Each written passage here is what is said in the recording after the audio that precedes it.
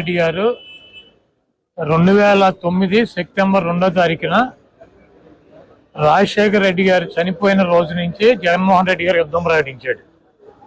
సోనియా గాంధీతో ఢీకొట్టి, చంద్రబాబును ఢీకొట్టి 16 నెలలు జైలు జీవితం అనుభవించి ఈ రాష్ట్రంలో తెలుగుదేశం పార్టీకి, కాంగ్రెస్ పార్టీకి డిపాజిట్లు పోగొట్టి, కాంగ్రెస్ పార్టీని ఈ రాష్ట్రంలో కూకటి వేళ్లతో సహా పెగిలించి, చంద్రబాబు నాయుడు 40 సంవత్సరాల అనుభవం ఉన్నటువంటి వ్యక్తిని 23 సీట్లకు పరిమితం చేసి 151 సీట్లతో పవన్ కళ్యాణ్ని 2 చోట్ల కూడా చిత్తుగా ఓడించి, చంద్రబాబు నాయుడు తనయుడు లోకేష్ మంగళగిరిలో మట్టి కరిపించి ఆయన అభ్యర్థుల మీద వీళ్ళని ఓడించి ఈ రాష్ట్రంలో ముఖ్యమంత్రిగా జైత్రయాత్ర జగన్మోహన్ రెడ్డి గారు కొనసాగిస్తున్నారు.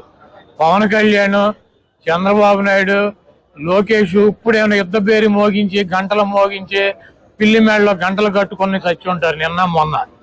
జగన్మోహన్ రెడ్డి గారు 2009లోనే యుద్ధ పేరు మోగించాడు, సోనియా గాంధీని మట్టి కరిపించాడు, చంద్రబాబు నాయుడిని భూస్థాపితం చేశాడు, పవన్ కళ్యాణ్ 2 చోట్ల చిత్తుగా ఓడించాడు, పప్పు గారిని, లోకేష్ గారిని మంగళగిరిలో సమాధి చేశాడు.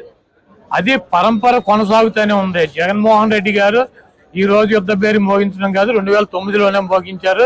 పవన్ కళ్యాణ్, చంద్రబాబు నాయుడు, లోకేష్, అడుగుడి పైన బక్కీటు, తోలు బక్కీటు, వీళ్ళందరూ కూడా, ఈ బోరగాళ్ళందరూ కూడా వచ్చినా కూడా జగన్మోహన్ రెడ్డి గారు ఇంటర్వ్యూ కూడా పీకలేరు.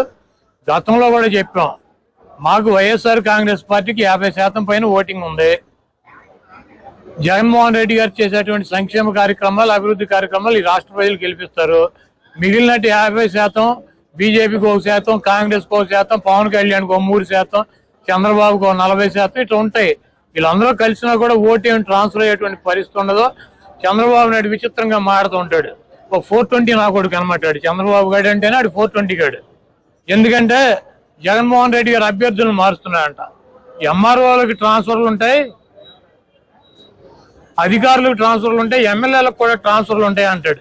మరి వీడి 420 గాడు 78లో కుప్పంలో పోటీ చేశాడు, చంద్రగిరిలో పోటీ చేశాడు 78లో కాంగ్రెస్ పార్టీ తరఫున. కుప్పం నుంచి చంద్రగిరి 110 కిలోమీటర్లు.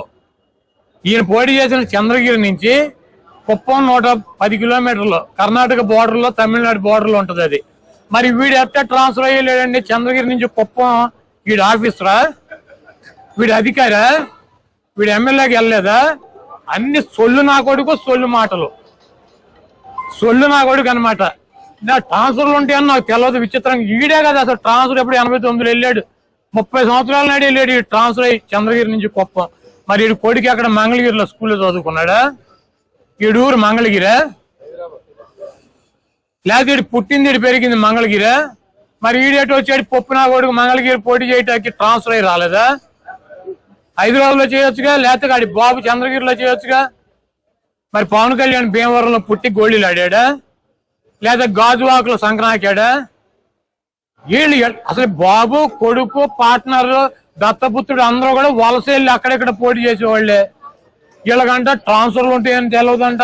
ఓరి అమ్మ, చంద్రబాబు నటన చూస్తే మామూలుగా ఇంటి వారాలు సిగ్గుపడతాడు. ఆయనే చెప్పాడు, నా అల్లుడు పెద్ద నటుడు, దొంగనా కొడుకు అని చెప్పి.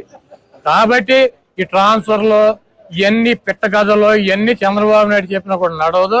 చంద్రబాబు నాయుడు, పవన్ కళ్యాణ్, లోకేష్ నిన్న మొన్న యుద్ధం ప్రకటించారు.